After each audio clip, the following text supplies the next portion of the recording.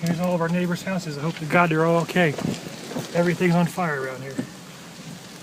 We fought the fires. Watched them come from all the surrounding cities down towards us that night. And I was like, well, park ranger says we're okay. It's still going towards Cosby. It didn't. It came right up that mountain, right up at us. And did you get a warning? There was no warning. I was calling a park ranger and they were saying we were still okay. It was going the opposite direction. And it just all shifted. It just shifted and came up here with just vengeance. 10 minutes is about all you had to figure out what you want to do and drive through it. Grab what you could and get out. So I'd been out there all through the night, watching the fires, making sure we was okay, trying to keep things soaked down, making dinner. So I'm just back and forth in and out of the house, watching the sky get oranger and oranger and oranger, and they're saying, we're okay, we're okay. We're not okay. And when that house burst into flames, I thought, this is not okay. Going down the mountain, what did you see? Just fire. Fire everywhere. Fire everywhere, embers everywhere. Smoke, really, really, really thick smoke. Figured out that it was easier to stick your head out the window and turn the wipers on and have them melt to the window. So then you can't see nothing through that white plastic that smears like, almost like Vaseline. So by the time I figured it out, it was already too late and they already melted to the window. So I'm driving with my head out the hole most of the way down this mountain, but it worked. I was hoping we'd be okay. I looked back one more time just because I just didn't know. 16 years of my life is building this house here. So I looked back one more time and then the rains were coming down. I thought, well, that could be a time to go right now. There's our neighbor trailer right there burning down. Give me some more rain. Everything around this is on fire. Every house down through here is burning. Move, dude. That's fire rolling down this mountain at us. I want to tell this guy he's got to move. And the same tree had us blocked from going past him, or we were all trapped right there. So that was the first tree we cut down with Linda. Went down around the curve and hit down the hazy circle. And right there is where the power pole was arcing out, so we had to pull that one off the road because that one was, the lines were just hanging down. They were just in the road. There's no way to get through them. And got past that by chaining up the pole, cut down the tree, which knocked over the pole, chained to the pole, and yanked it out of the way. Anthony and me said we drove on through that. And like I told him, I said, I need to do something, Anthony. And so I always kept it ready to go.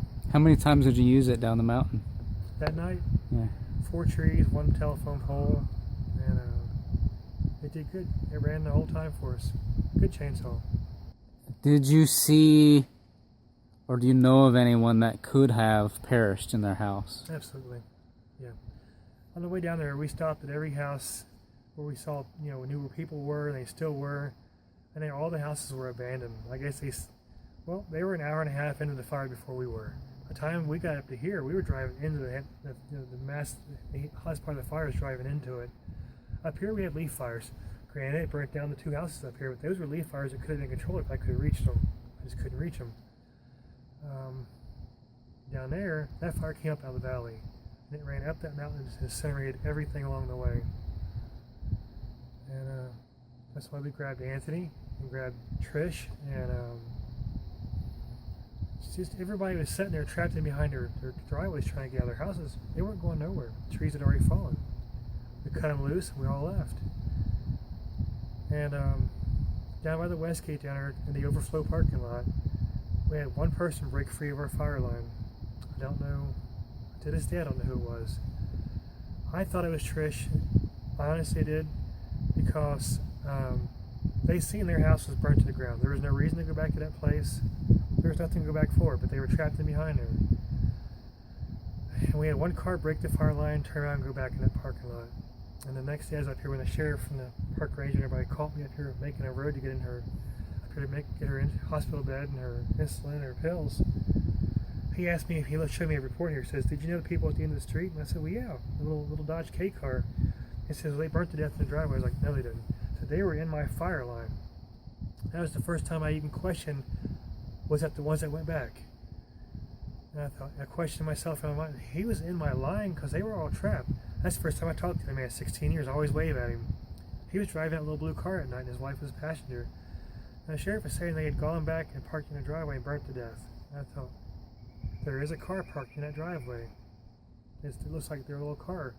They said they sit in their driveway and burnt to death. I was like, why would they go back there and there's nothing to go back for? Their house was already gone. But she's called me since then. It's not them. Okay. I don't know who perished. I don't know who it was.